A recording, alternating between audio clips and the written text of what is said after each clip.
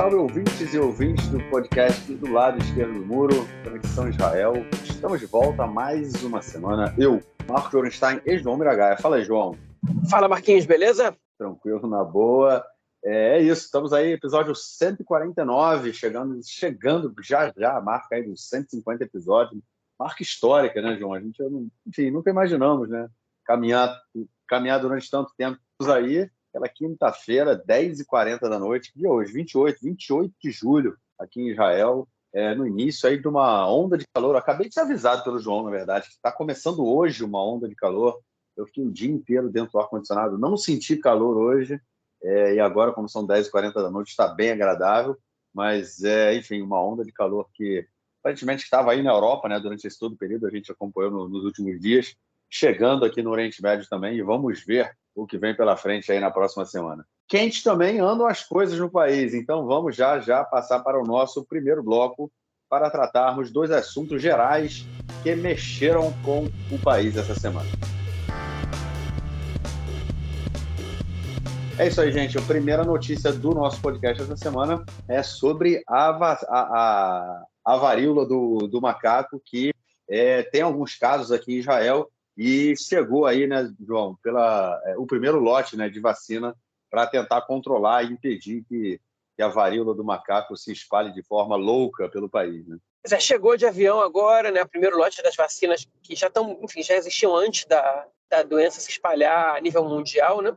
O ministro da Saúde, Nitzan Horowitz, ele enfim, usou para propaganda do seu próprio ministério, né, a chegada das vacinas. Ele enfim, a propaganda dele é que Israel vai ser pioneiro também na vacinação em massa da população, também contra a varíola do macaco, que essa semana a Organização Mundial da Saúde, né, a OMS, declarou que situação de emergência global em relação a essa epidemia, que pode rapidamente se transformar também numa pandemia. Enfim, então, os esforços mundiais para isso é importante. E uma das diferenças dela para o coronavírus é que ela já tem vacina. E essa vacina já chegou em Israel. Mas ainda não vi nenhuma informação sobre quem vai ser vacinado, quem não, etc. Enfim, o país já que está falando em doença, em epidemia, pandemia, Israel voltou a recomendar que pessoas que vão para o exterior e que chegam do exterior façam o exame de corona, mas não é obrigatório. Quando não é obrigatório, ninguém faz, né? Mas, enfim, os casos estão aumentando aqui, como estão aumentando no mundo inteiro, mas o Ministério da Saúde não faz nada, absolutamente nada. Você está tratando a corona como se fosse uma gripezinha, recomendando só o teste. A diferença da corona para as outras doenças endêmicas é que o governo, quando alguém está contaminado, ainda obriga a pessoa a ficar de quarentena. É isso. A nossa próxima notícia do bloco é sobre uma entrevista aí que teve essa semana do Moshe Saada, falando que a polícia, né, na verdade, ele acusou a polícia aí na sua entrevista de estar agindo contra o Netanyahu com o objetivo aí de incriminá-lo em diversos casos, né, em diversas questões aí que ele é investigado. João, é um depoimento, é uma entrevista, né, um tanto quanto agressiva, né? Você dizer que há um interesse da polícia em fazer algo desse, enfim, para acusar tem que mostrar a prova, né, cara? Pois é, foi isso que faltou, né, na verdade, foi isso que faltou por parte dele na entrevista que ele deu para o jornalista Amit Segal. Quem é Moshe Saada? Moshe Saada, ele é o ex-vice-comandante, né, que ele se demitiu agora, do Mahash. O Mahash ele é a polícia, é a unidade da polícia que é responsável por investigar a própria polícia. Se a polícia está tomando alguma atitude controversa, equivocada, ilegal, ou se algum policial, no caso, é o Mahash que investiga a polícia e denuncia a própria polícia na justiça, né? Enfim, e ele era o vice-comandante do Mahash, né? E, enfim, se demitiu já tirando para tudo que é lado. E deu uma entrevista para ninguém mais, ninguém menos que o jornalista Amit Segal, do Canal 12, que, curiosamente ou não, que é o jornalista que sempre divulga, periodicamente, né, uma série de reportagens contra o judiciário, a Parklitut, que seria o Ministério Público, né, o equivalente ao Ministério Público, ou a própria polícia, no que tange as acusações contra o Netanyahu. Então, o Amit Segal sempre aparece com esses personagens, como o Moshe Saada. Sempre, enfim, um tempo atrás ele apareceu com uma relação entre a esposa enfim, ele apareceu com a se não me engano, ex-esposa, a gente comentou isso no podcast nesse momento, a ex-esposa de um membro da polícia que queria depor contra o ex-marido e aí acusou o cara de estar atuando contra o Netanyahu, enfim. E o Amit Segal está sempre atrás dessas pessoas, está sempre divulgando esses furos, né?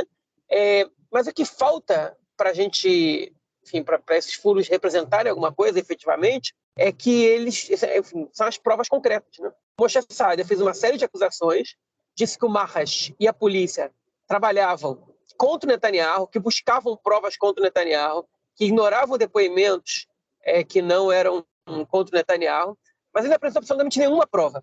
Okay? Isso foi o que faltou por parte dele. E o que faltou por parte do Amit Segal durante a sua reportagem foi dizer que o Moshe Saadia ele é pré-candidato à lista do Likud interna. Enfim, e isso não é uma informação qualquer. Essa informação é bastante relevante, né? Porque isso gera suspeitas, enfim, no acusador. Isso faz com que a acusação dele, enfim, passe a ser totalmente desconsiderada? Não. A pessoa ela pode se candidatar ao partido, à lista do partido, justamente porque ela entende que isso pode reforçar, né, a convicção política do sujeito na hora de entrar para a política para combater justamente o que ele está denunciando. Né? Isso pode acontecer? Pode. Agora, ao mesmo tempo, a ausência de provas e a candidatura dele, a pré-candidatura dele, a lista do Likud, que se vazou e agora, enfim, pode ser que ele desista de se candidatar, mas essa pré-candidatura na lista do Likud coloca uma suspeita sobre esse sujeito, enfim, que faz com que a gente não possa levar essa acusação como fato verídico. Então, isso tem que ser investigado? Deveria ser investigado, né? Agora, a acusação vindo do Mahas é muito complicada, porque se quem tem que investigar é o Mahas, o Mahas vai investigar o quê? Vai investigar ele mesmo, né? Tipo, é uma situação muito complexa, né? É quem vigia os vigilantes, né?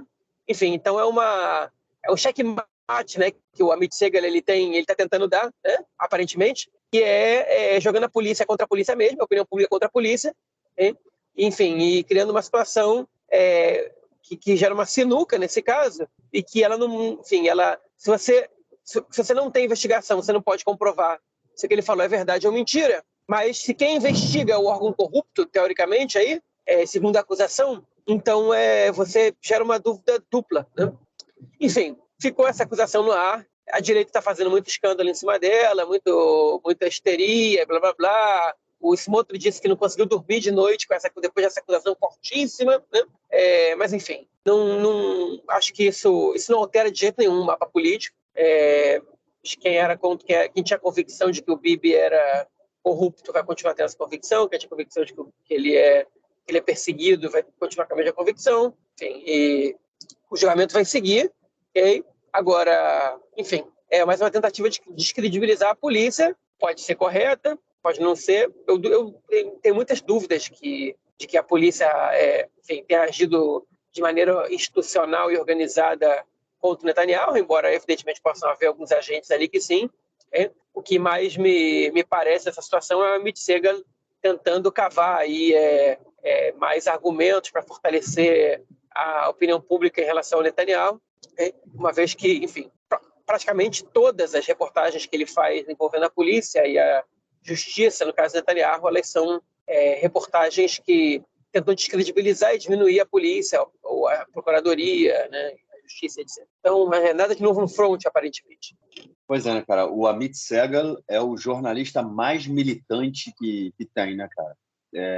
Enfim, eu não acho nenhum problema que nunca, né, que alguma pessoa tenha... Não é não. Tem muito pior. Naquele Canal 14, é um panfleto do Netanyahu. Não, é verdade. Não, mas aí é outra parada, é outro nível, é igual o Israel Ayom, né, cara? Mas o Amit Segal, né, cara, ele é jornalista vamos dizer, do principal jornal, do principal canal de notícias do país, né, cara? Do Marco, entendeu? O cara tá todo dia às 8 da noite lá, né, na televisão falando, e ele é militante mesmo. Obviamente eu não vejo nenhum problema de jornalista ou quem quer que seja, né, ter opinião política. Muito pelo contrário, as pessoas têm que ter opinião política, é importante que tenha opinião política, mas pô, ele milita de uma forma... ele usa a profissão dele como uma militância política, o jornalismo como militância política, e isso, na minha opinião, em algum momento você acaba, obviamente, desacreditando, tirando o crédito, né, dele enquanto jornalista, justamente nesse sentido aí que você colocou no final, né? É o cara que faz todas as matérias dele tentando impulsionar a volta do Likud, né, e do Netanyahu ao governo, ou seja, é um tanto quanto complicado. Mas é isso. Vamos então à nossa próxima notícia do bloco para comentarmos aí sobre o jogador de futebol palestino, né, israelense, né, de origem palestina, nascido aqui em Israel, nascido em Nazaré, Muanes Darbur, que jogou em diversos clubes aqui de Israel e também do exterior, e anunciou aí que deixaria, que não joga mais na seleção israelense. Saiu fora, né, João? Saiu, pois é, ele pulou fora. Agora, essa é uma situação muito triste, né? Que a gente passou agora, é uma situação que, enfim, que pelo menos a mim, né, entristece muito. Olha, o Darbur, ele é um dos melhores jogadores da seleção israelense. É um dos jogadores mais notáveis dos últimos tempos. Ele tem 30 anos, 40 partidas com a camisa da seleção e 15 gols. Ele é atacante, mas é uma marca bastante expressiva, né? Quase um gol a cada 2 jogos. Tem uma média entre um gol a cada 2 jogos, a cada 3 jogos, né? Sei lá, 40%. Enfim, é uma média bastante satisfatória, digamos assim. Mas, desgraçadamente para a sua vida, ele é árabe, né? E não só é árabe, né? Como ele é um árabe com opiniões, com convicções próprias. Ele, enfim, qual foi o grande pecado, o grande crime que ele cometeu? Foi ter escrito no ano passado, quando houve os conflitos ali perto da Mesquita de Al-Aqsa, uma mensagem, se não me engano, no Instagram, nas redes sociais, apoiando a resistência palestina, né? Contra a ocupação e contra os judeus quererem rezar na Mesquita de Al-Aqsa, etc, etc. E a partir desse momento ele apagou o post, mas a partir desse momento ele começou a ser vaiado em todas as partidas que ele disputava com a camisa da seleção israelense.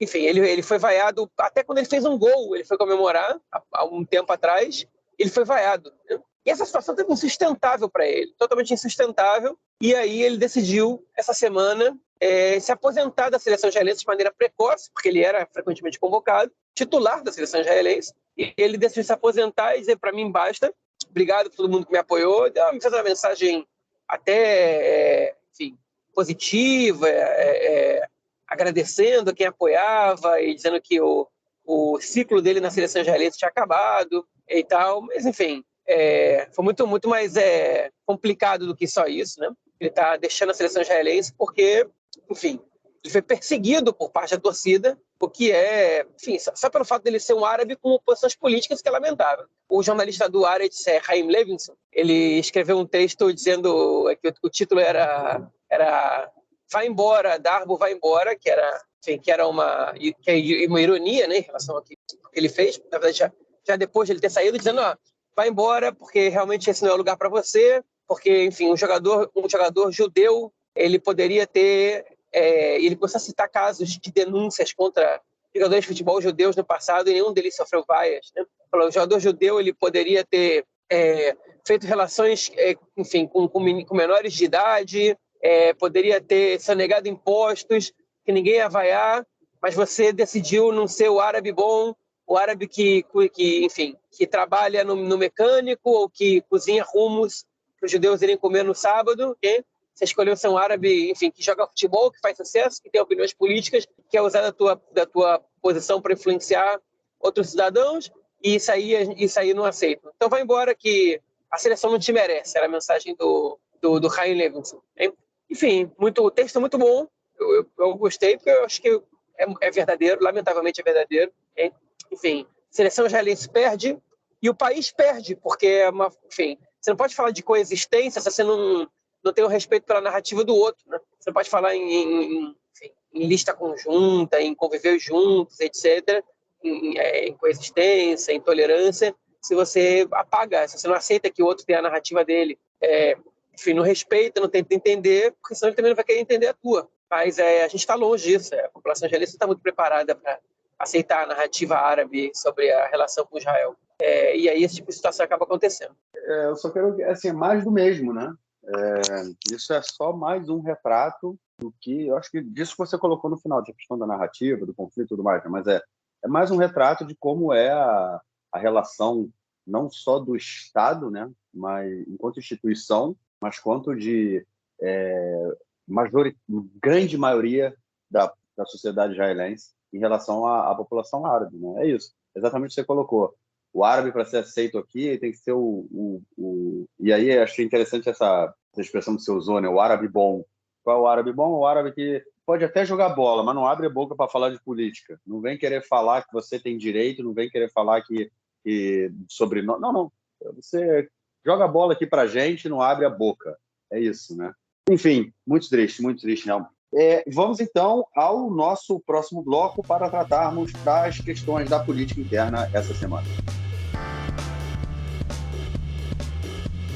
Bom, gente, a primeira movimentação dessa semana aí foi no partido Yamina, da Ayelet Shaked, né? O partido que era do primeiro-ministro Naftali Bennett, que anunciou que vai dar um tempo aí na política e passou o bastão para Shaked, que agora se juntou, né? Juntou forças aí ao partido Derech Eretz, que também faz parte aí desse bloco de oposição ao Netanyahu. João, eles aceitam ou não aceitam sentar com o Netanyahu num possível governo? Provavelmente sim, mas essa união ela não representa muita coisa, hein? Porque dificilmente esse partido vai ultrapassar a cláusula de barreira. Com o Derech Eretz, sem Derech Eretz, o partido que a Ayelet Shaked liderar tem muito pouca chance de ultrapassar a cláusula de barreira. Por que a gente está falando sobre essa notícia, então? Eu quero comentar com vocês uma coisa. O Derech Eretz, tá? É um partido formado basicamente por duas pessoas. Pelo ministro das Comunicações, Yoav Handler, e pelo deputado Tzvika Hauser. Okay? Esses dois sujeitos, eles entraram ultimamente na política pelas mãos. Na verdade, eles já tinham feito parte da política, principalmente o Hauser, né? Ele teve um cargo importante no Likud em algum momento. São dois caras de direita que eles entraram nessa nova onda na política num partido chamado Telem, que foi criado pelo Bogi Ya'alon, que foi ministro da Defesa do Netanyahu, né, era do Likud, ex-chefe das Forças Armadas também, que saiu do Likud muito irritado com Netanyahu e formou um partido e levou esses caras. E aí, quando houve aquela grande união que gerou o azul e branco entre vários partidos, entre eles o Resiliência Israel, que era o partido do Benny Gantz, o Yesh Atid, do Yair Lapid, o Telem também se juntou e formaram o azul e branco. E hoje o Gantz ganhou a batalha e foi com o nome do partido. Mas, enfim. E aí o Bogi Ya'alon, ele era o número 3 do partido, né? O Lapid era o 2, o Gantz era o 1. E esses dois sujeitos entraram na lista com eles. E aí, quando, nas segundas eleições que a gente teve em 2019, quando o Gantz estava cogitando formar um governo com o apoio da lista unificada, ou seja, dos partidos de eleitorado árabe da Knesset, que nesse momento ainda contava com o Uram, que hoje está separado, esses dois caras foram os que disseram: a gente não faz governo apoiado pela lista unificada. E sem esses dois caras, eles iam perder a maioria. Ou seja, era fundamental o apoio deles. Esses foram os dois sujeitos que impediram que, pela primeira vez na história, houvesse uma união árabe-judaica num governo, né, uma coalizão, pelo menos, e que se derrubasse Netanyahu naquele momento, com um governo, uma coalizão formada sem membros da direita, como a gente teve que ver agora com Guidon Saar, com Naftali Bennett, né? Ou seja, tinham membros da direita, que no caso o Bogi Ya'alon e esses caras, okay? Mas esses caras eles não foram suficientemente anti-Netanyahu, ou seja, o anti-árabe deles foi mais forte que o anti-Netanyahu. Enfim, o Bogi Ya'alon ficou muito irritado com eles, e aí, enfim, eles continuaram na mesma lista, não tinha muito tempo para trocar, não tinha muita forma de trocar a gente ali, e aí, quando o governo foi feito de união entre o Gantz e Netanyahu, ali em 2020, eles se separaram do Bogi Ya'alon e entraram no governo como o Derech Eretz. Cada um dos dois recebeu um ministério. Agora, não me lembro quais são os ministérios que eles pegaram, se não me engano, as comunicações também foi. Mas o Handel tem um sonho de ser ministro da Segurança Pública. Enfim, e aí esses caras traíram o Bogi, eles traíram pelo eleitorado, né, do Kahol Lavan, depois traíram o Bogi Ya'alon, e aí quando eles entraram nessas eleições, eles se aliaram ao Guidon Saar, ao Nova Esperança. Enfim, e agora, nessa junção do Guidon Saar com o Benny Gantz, o Benny Gantz virou para o Guidon Saar e falou o seguinte: você pode vir, mas esses caras eu não quero. E o Guidon Saar olhou para eles e falou assim: esses caras não me dão muito voto, enfim, deve ter uma quantidade ínfima de pessoas que votam por causa deles, então se dane, entrou com o Guidon Saar e esses caras ficaram sozinhos. Agora, ninguém queria esses caras, o Yair Lapid não queria esses caras, o Guidon Saar e o Gantz não queriam esses caras, enfim. O Lieberman não queria esses caras, o Lieberman só ali quer pessoas que ele possa confiar, né? E obviamente o Likud também não, no Likud você tem que entrar também ali para na votação para ser eleito, né, que é diferente de outros partidos, do centro, da direita. O Partido Trabalhista, o Meretz, também tem primárias, e, enfim, alguns outros partidos que hoje não têm representação também tem. E aí esses caras ficaram muito sem opção. E aí a Ayelet Shaked falou, vem, vamos somar forças aqui, porque para a Ayelet Shaked 0,5% dos votos já pode ajudar, né? 0,5% de meia cadeira já ajuda. Então qualquer 15 mil votos, 20 mil votos que ela possa ter a mais, para ela tá valendo. E eles se juntaram com o partido dela. Para mim, eles vão morrer abraçados todos na praia, sem ultrapassar a cláusula de barreira. Mas, enfim, estão aí tentando, de alguma maneira, ressuscitar. Estão juntos aí, nesse caso, a traída e os traidores, vamos dizer assim. É isso. Bom, a nossa próxima notícia do bloco é sobre o partido ultra-ortodoxo e Yadut Torá. João, pau comendo, e a liderança, principalmente as suas velhos personagens como o Moshe Gafni, tendo que cortar um dobrado aí, né, cara? Pois é. Enfim, esse caso é muito interessante, né? A gente falou muito sobre como é que está acontecendo as primárias dos partidos do centro, da esquerda, na semana passada, 2 semanas. Agora a gente vai falar um pouco mais sobre o que está acontecendo em alguns outros partidos, né? O primeiro foi o Yamina, agora o Judaísmo da Torá, que é o partido ultra-ortodoxo ashkenazita, né? O Judaísmo da Torá, na verdade, são 2 partidos, que é o Degel Torá, que é a corrente dos lituanos, né, da ortodoxia lituana, e o Agudat Israel, que é um partido muito antigo, que é o partido dos ultra-ortodoxos racídicos. E eles têm um acordo de 1 a 1, né? O partido não tem mulheres na lista, e eles têm um acordo de 1 a 1, que é um membro do racídico e um membro lituano, um membro racídico e um membro lituano. E, enfim, e a cada tanto, né, por cada eleição, eles trocam.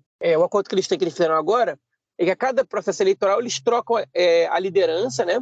Então, os números ímpares, 1, 3, 5, 7, ficam para um grupo e os pares para o outro, sendo que o número 1 é o líder do partido e o número 2 é o que vai receber o cargo mais interessante, mais importante, é o Tafkid Bahir, como se diz em hebraico, caso o partido componha o governo. Enfim, então essa é a situação. Agora, a corrente dos lituanos, ela elege os seus membros de maneira unificada, né? Eles fazem, os rabinos se reúnem e decidem. Há pouco tempo a gente noticiou a morte do rabino Kanievski, né? Enfim, ele era um dos 2 grandes rabinos da corrente lituana, né? Então eles são mais uniformes. Já os racídicos, eles têm um tipo de censo, né? E quanto maior a comunidade racídica, mais na frente estão os membros do partido, nas posições mais destacadas dos membros do partido. Então, por exemplo, a maior comunidade racídica de Israel é a comunidade Gur. A comunidade Gur, então, eles têm o número 1 do partido que teria que ser hoje, né? Que é o Knofraf, né? Que é quem substituiu o Litzman. O Litzman era do racismo de Gur. A segunda maior é o racismo de Belitz, que é do Pindros, se não me engano. Que é o membro dessa Hassidut. E por aí vai, né? E aí, enfim, às vezes elas brigam uma com a outra, porque uma diz que é maior que a outra, então quer ter o número 5 em vez do número 7, porque o número 5 pode ser eleito e o 7 tem menos chance, enfim. E por aí vai. Mas assim fica. Então, de eleições para eleições, eles decidiram que eles trocam assim. E hoje em dia o líder é o Moshe Gafni, mas o Moshe Gafni ele tem que passar a liderança do partido para esse Knofraf, que é esse novo cara que entrou, porque o Litzman saiu, né? Ele pediu para sair, pediu para parar, já estava na Knesset há muitos anos, mais de 20 anos, e ele, enfim, teve muito desgaste com a questão da corona, tem uma acusação de corrupção muito forte em cima dele, então ele pediu para sair, e aí o racismo de Gur vai lá e escolhe o substituto dele, e esse cara vai ser o líder do partido, né? do Judaísmo da Torá, que é uma coisa muito louca, porque chega um cara sem experiência política, e para completar a situação, o racismo de Gur, ele colocou um cara controverso no lugar, porque esse sujeito ele foi responsável por todo o sistema educacional público do racismo de Gur, há um tempo atrás, e ele foi acusado de demitir as professoras de jardim de infância antes delas poderem exercer o cargo por um tempo suficiente para que pudessem receber um aumento de salário, né, que o Estado garante.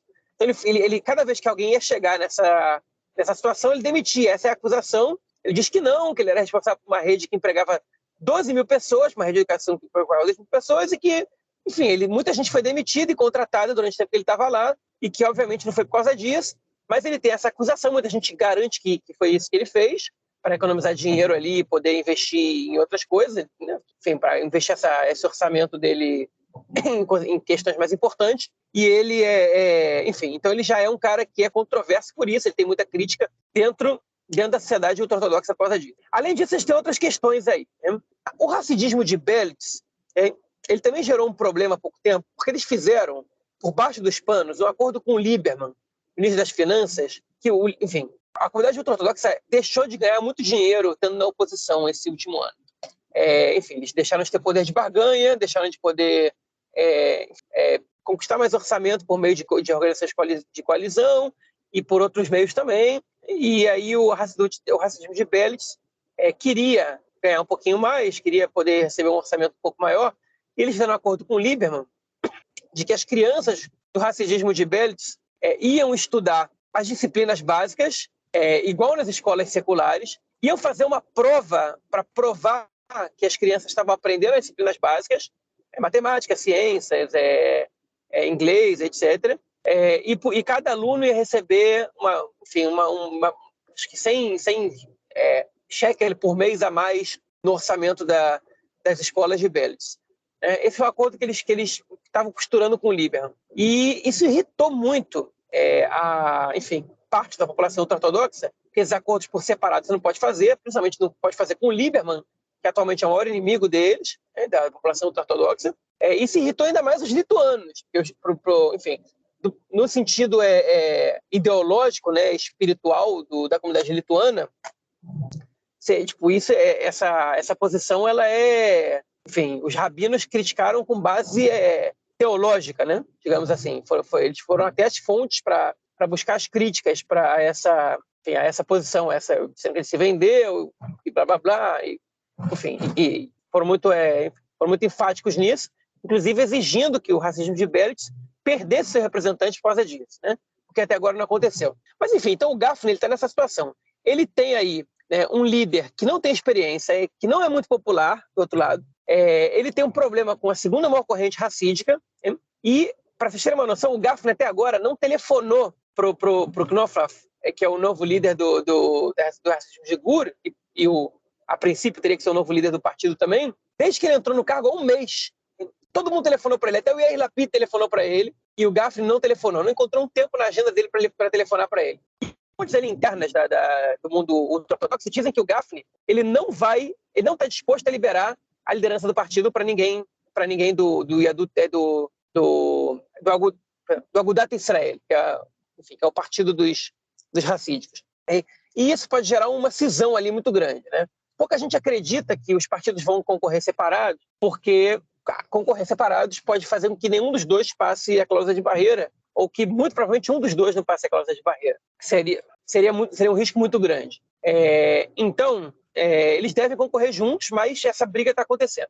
E o Gafni também está sendo muito criticado, não só porque ele é um cara muito explosivo e de fazer discursos muito pesados, mas o Moshe Gafni, ele também está sendo criticado porque ele convidou, entre outras pessoas, o Yair Lapid e a Merav Michaeli para o casamento da neta dele. Tem vídeo deles dançando lá no casamento e tal. Não convidou só eles de políticos, não. Convidou vários outros políticos, mas convidou eles também. Enfim. E também por ele não de alguma maneira, negar a possibilidade de fazer um governo chefiado pelo Yair Lapid ou pelo Benny Gantz. Pelo Lapid, ele às vezes diz que sim, às vezes que não, mas pelo Benny Gantz ele não diz que não entraria no governo com o Benny Gantz.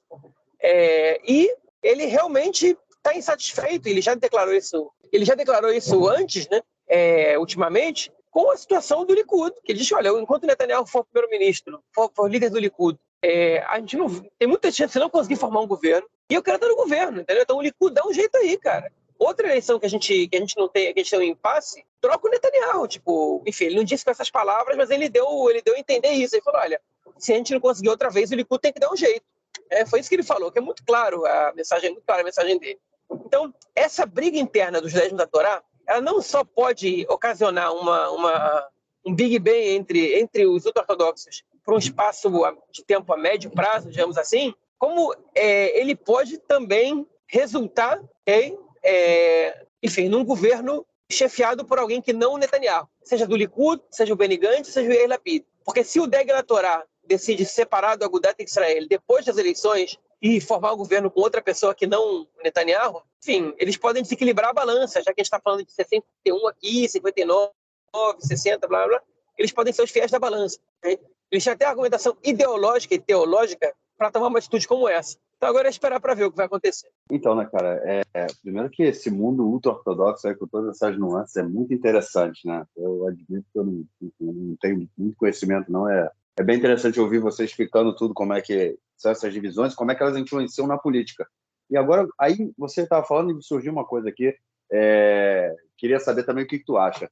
A gente comentou já em alguns episódios, a gente já comentou que há uma certa migração de votos, né, desse setor ultra-ortodoxo, desses partidos, né, tanto do Shas, né, quanto do Yadut Torá, para o Smotrich, né, para o partido mais nacionalista, né, que adota uma visão mais à direita, tanto na questão nacional, principalmente na questão nacional, mas também na questão, enfim, da economia e tudo mais, mas se afastando, tendo esse direcionamento. Né? E os ultra-ortodoxos, ao longo da história, também já fizeram aí governos com o Rabin, inclusive, né, com a esquerda, enfim, eles iam de acordo com a corrente, nunca tinham assumido uma postura de direita, né, somente de fazer governo com a direita. Isso é uma coisa mais recente, né, eles acabaram assumindo isso. A gente vê essa migração desses ultra-ortodoxos para os setores nacionalistas, como o Smotrich, e agora toda essa divisão interna. Então, o que tu acha? Eu acho que também um outro elemento que, caso esses grupos aí se separem, podem criar, podem aprofundar mais ainda essa crise, né, de migração de votos em direção ao Smotrich, né, cara, que também alimenta toda essa confusão toda que eles vivem, né? É uma crise realmente que pode ser muito grande e realmente eu não tinha pensado nisso. Você colocou que caso eles se separem depois das eleições, eles realmente podem ser o fiel da balança. Né? Houve pesquisa essa semana aí falando que o Netanyahu conseguia 60 cadeiras, ou seja, se um desses dois aí, vamos supor que os dois passem a causa das barreiras, com 4 cadeiras, 5 cadeiras, já são o fiel da balança aí. Num total que hoje contaria com 60 cadeiras para o Netanyahu, se um desses sai, cai para 55. E, enfim, dificulta muito. Mas o que você acha, cara? Você acha que tem alguma influência também dessa migração do Smotrich, enfim, nessa crise, nessa política toda? Não, eu não vejo muita influência do Smotrich, não, mas eu acho que o Smotrich é um perigo que eles sabem que eles estão lidando. Né? Ninguém acha que o Smotrich não só o Smotrich, o Ben-Gvir também. Enfim, os que a gente chama de Hardalim, né, que são os Haredim Leumim, os ultra-ortodoxos nacionalistas. Né? Enfim, é uma corrente que está se fortalecendo nessa comunidade, né? E principalmente entre a juventude. Né? Os jovens ultra-ortodoxos, eles admiram muito o Smotrich e o Ben-Gvir, e o Smotrich e o Ben-Gvir, sabiamente, eles estão trabalhando junto dessas comunidades também, eles estão defendendo os ultra-ortodoxos sempre que podem. Enfim, eles estão conquistando parte do eleitorado ultra-ortodoxo por isso. Mas eles têm uma margem de manobra muito pequena aí dentro, porque, principalmente nas comunidades racídicas, as pessoas obedecem o que diz o rabino. Se o rabino fala, vota no judaísmo da Torá, eles votam, entendeu? A grande maioria das pessoas tem muito pouca rebeldia ali dentro. Então isso pode acontecer mais em comunidades pequenas, né, em comunidades lituanas, principalmente em comunidades que estão desconectadas do judaísmo da Torá. Agora, a principal comunidade, ao invés de a gente tem 2 comunidades ultra-ortodoxas que não estão conectadas ao judaísmo da Torá, que são relativamente grandes. Tá? Uma delas todo mundo conhece, é o Beit Chabad, é um ramo do Hassidismo que está desconectado do judaísmo da Torá e do próprio Rabinato. O Beit Chabad, ele não é reconhecido pelo Rabinato. Uma conversão feita pelo Beit Chabad no exterior, ela vale a mesma coisa que uma conversão reformista ou conservadora para efeitos de judaísmo, ou um casamento. Né? Não vale nada. O Rabinato não considera essa conversão como judaísmo, né? E o Beit Chabad, ainda que seja uma comunidade muito rica e muito influente no exterior, em Israel, a força política do Beit Chabad é pequena, tanto que eles, até dentro do Rabinato, que é onde as comunidades ortodoxas atuam, eles não têm nenhum poder. Né? E o Beit Chabad, por exemplo, não tem partido. Né? A gente sabe que a maioria dos membros do Chabad aqui, eles votam no Likud. Mas com certeza tem muitos que votam no Smotrich também, e ultimamente principalmente. E tem uma comunidade do Peleg Yerushalmi, da divisão de Jerusalém, do ramo lituano, que eles são, não sei se é do ramo lituano, na verdade, eu acho que não é nem lituano nem racídico, okay? Mas que eles não são, eles não estão no judaísmo da Torá, e eles são uma corrente muito anti-sionista. Né? Então, obviamente, eles não vão votar no Smotrich. E eles não estão votando em ninguém atualmente. Talvez aí tenha alguns membros que sim, outros que não estão votando em ninguém. E a gente está falando de 22 mil eleitores. Então, isso é meio mandato, um pouco mais que meia cadeira. Hein? Uma cadeira está entre 37 mil votos. Né? 22 mil eleitores é muita gente. Isso decide eleições também. Hein? E, enfim, eles não vão migrar para o Smotrich, para o Ben-Gvir, porque pelo antissionismo deles. Mas, por exemplo, se os partidos se separam e um dos grupos consegue cooptar o Pélé Yerushalmi, eles podem ultrapassar a cláusula de barreira com esses 22 mil votos. Né? Enfim, então, a gente tem aí umas coisas acontecendo no mundo ultra-ortodoxo que a gente não tem muita noção do que pode representar. É bem interessante, bem legal de acompanhar. Bom, vamos então à nossa próxima notícia do bloco, que é sobre a jornalista Shimrit Meir, que está sendo acusada de vazar informação secreta do Mossad. Lembrando que ela foi, né, durante até maio desse ano, ela foi do gabinete do Bennett, né, e depois até em maio ela deixou, enfim, falou que não concordava com como o governo estava caminhando e deixou ali deixou o gabinete. E muitos, inclusive, falam que essa foi ali o início do fim do governo Bennett. E aí, João, como é que fica essa questão? Olha, a gente está acostumado com 12 anos de Netanyahu, então não tem como não comparar. Nenhum membro do gabinete do Netanyahu teve tanto poder e tanta influência quanto a Shimrit Meir teve sobre o Bennett. Okay? E ela, inclusive, ela ofuscou assessores históricos do Bennett, que estão com ele há muitos anos. Okay? E ela foi um dos problemas pelos quais o Bennett não conseguiu manter o próprio partido dele coeso, né? Porque ela, enfim, ela era muito controversa, né? E ela é uma jornalista que cobria a cidade árabe e que o Bennett decidiu contratá-la para ser a sua assessora, e aos poucos ela foi conquistando cada vez mais espaço, até o ponto que ela virou a principal assessora do Bennett, ainda que o título dela não fosse chefe de gabinete dele.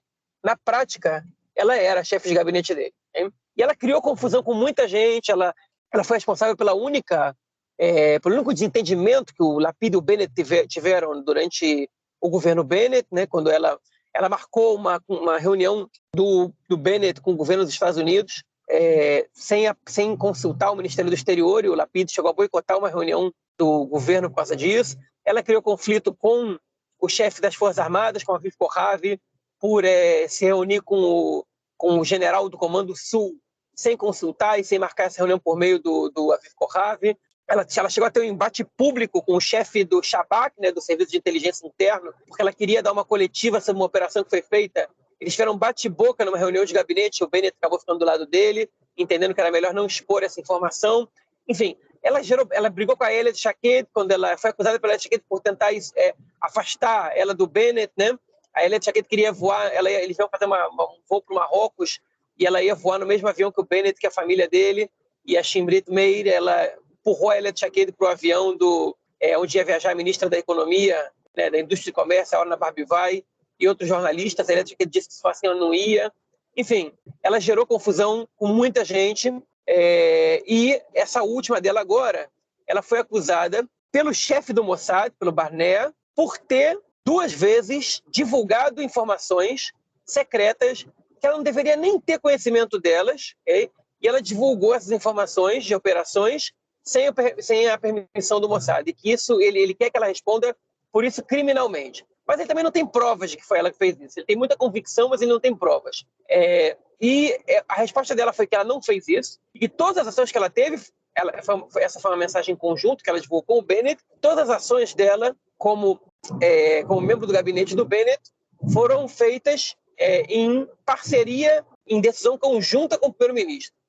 Mas, enfim, é muito grave se ela tiver feito isso, porque, enfim, é uma situação de segurança nacional. Ela, como ex-jornalista, segundo fontes ali, dizendo que ela queria divulgar as informações sempre, ela queria também usar esse benefício do Bennett. Vale lembrar que o Bennett divulgou uma informação sobre uma ação do Mossad, no início do mandato dele, sobre uma tentativa de recuperar o corpo do Ron Arad, que é um piloto israelense que foi sequestrado pelos sírios e que tinha havido uma pista de onde estava o Ron Arad, mas que no fim das contas o Mossad conseguiu realizar bem a operação, mas a pista era falsa, o corpo não estava no lugar onde ele deveria estar. E essa informação ela foi divulgada muito pouco tempo depois da sua execução, o que foi muito criticado em off por vários membros das forças de segurança, do Mossad principalmente, dizendo o seguinte, isso, quando você expõe dessa maneira, você expõe os colaboradores da gente, você expõe a estratégia, você expõe um monte de coisa, e depois a gente, enfim, vai ficar, enfim, exposto, né, nessa situação, né? Não encontrei outra palavra melhor. Enfim, e o Bennett expôs essa situação, muito provavelmente por influência dela também. Obviamente que ele não está inventando a roda, o próprio Netanyahu também expôs operações do Mossad pouco tempo depois que elas foram feitas, né? E o ex-chefe do Mossad, o Yossi Cohen, é muito criticado por isso, por ter permitido essa exposição, enfim, pelo Netanyahu, mas agora a gente está falando da Shimrit Cohen, não do Netanyahu, do Yossi Cohen. Enfim, eu acho que isso tem que ser investigado, se tem uma acusação grave desse jeito. O Barnett já tinha feito uma acusação do gênero antes sobre ela, mas não foi recomendada a investigação. Dessa vez, talvez seja. O Michael Hauser-Tov, que é um jornalista do Haaretz, jornalista político do Haaretz, escreveu uma coluna gigantesca sobre isso hoje, né, na quinta-feira, que é o dia que a gente está gravando.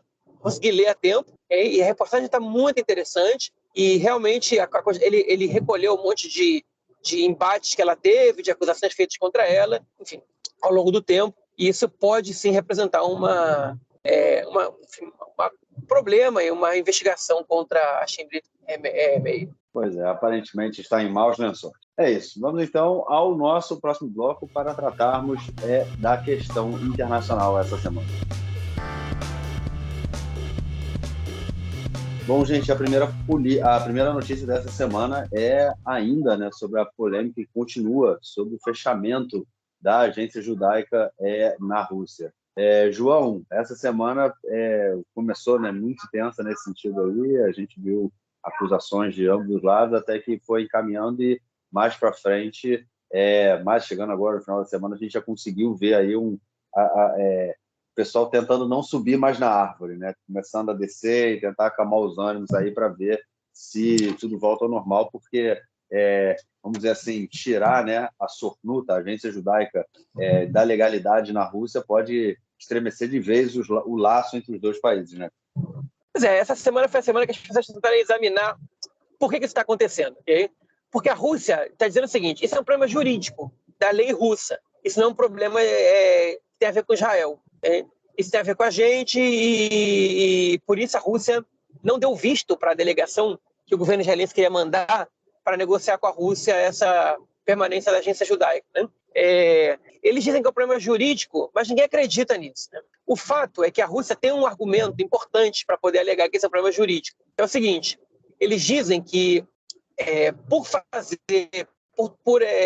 por ter posições que foram contrárias à lei russa, né? Em 2018 a Rússia promulgou uma lei que ela restringe bastante a atuação de organizações que não são originalmente russas no país, e a agência judaica tinha descumprido uma dessas determinações, e eles pagaram a multa por isso e continuaram fazendo. E aí a Rússia disse assim, se vocês pagaram a multa, reconheceram que cometeram esse erro e continuaram fazendo, a gente não tem outra alternativa que não fechar, né? Ficar um problema jurídico, hein?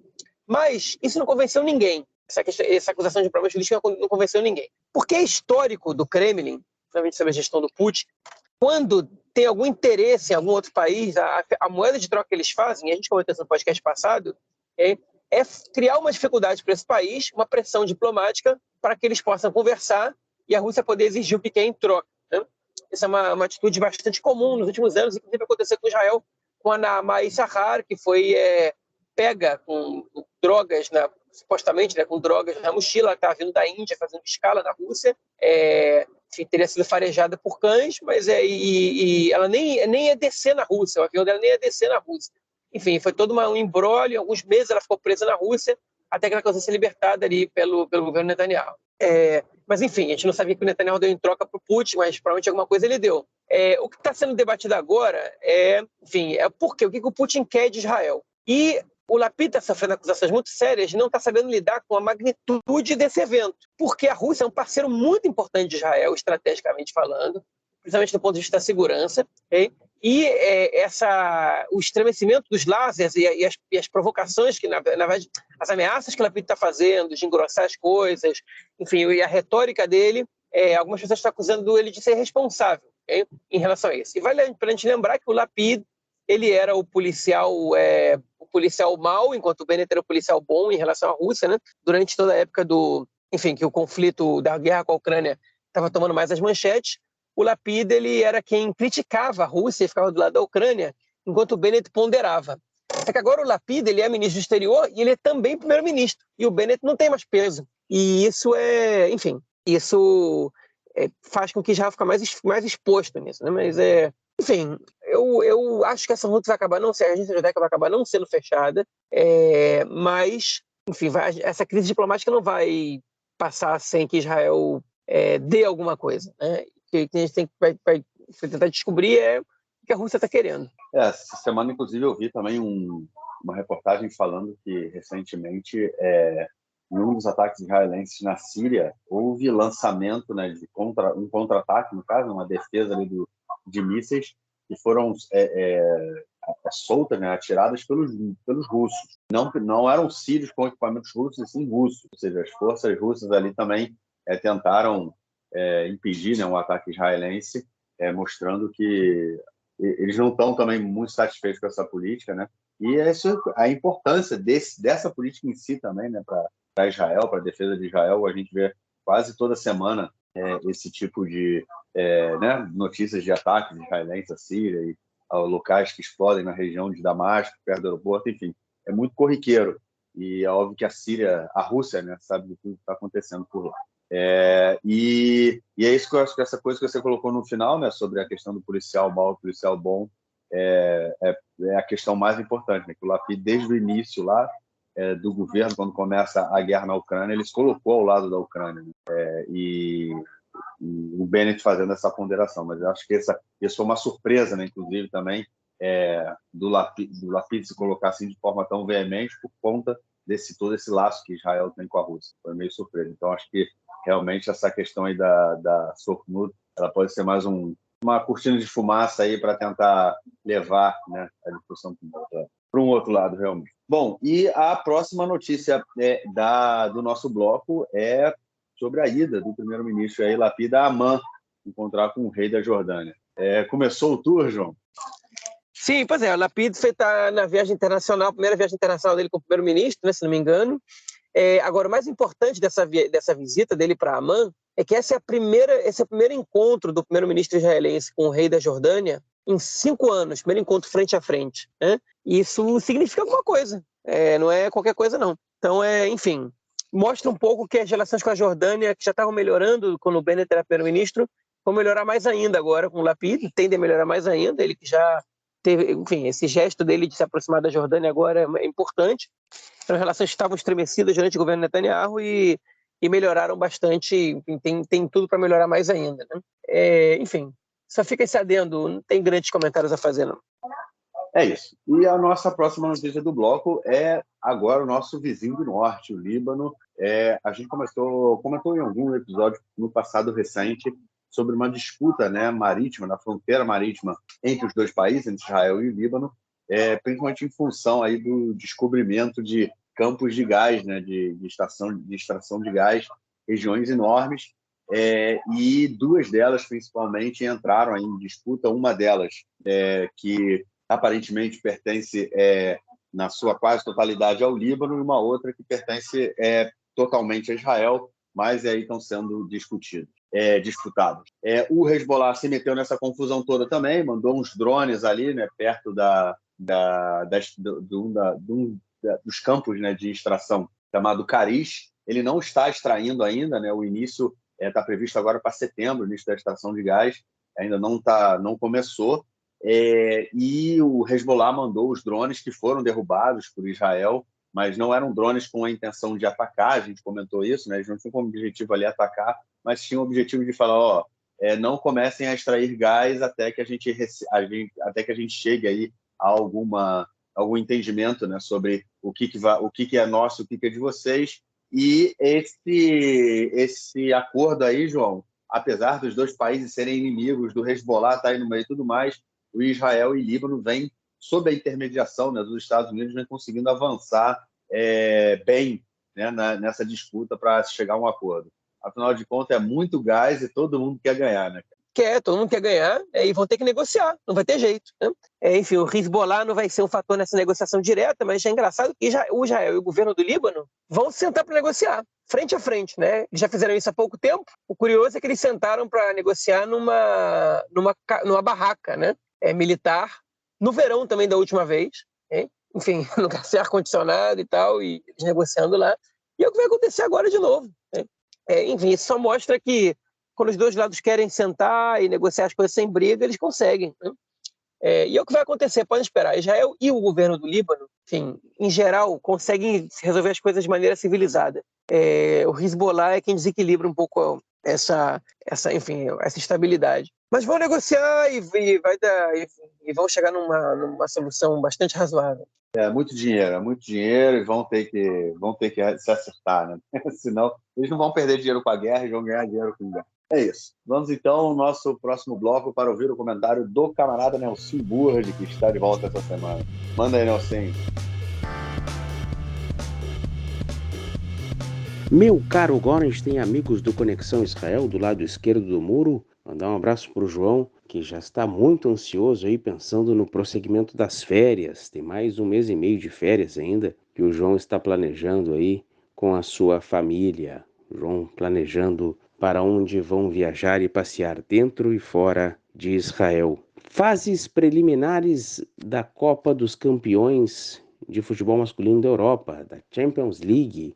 O Maccabi Haifa, atual bicampeão israelense, tinha empatado com o time da Grécia, com o Olympiacos, e o segundo jogo fora de casa, o Maccabi Haifa surpreendeu e tocou 4-0. É isso aí, o Maccabi Haifa classificado para a próxima fase, também mata-mata antes de chegar à fase de grupos. Empatou em casa, perigava cair fora, a tendência era uma eliminação, e aí de modo surpreendente toca 4-0 no Olympiacos da Grécia, lá na Grécia. Um resultado surpreendente, um resultado fantástico e realmente digno de comemoração.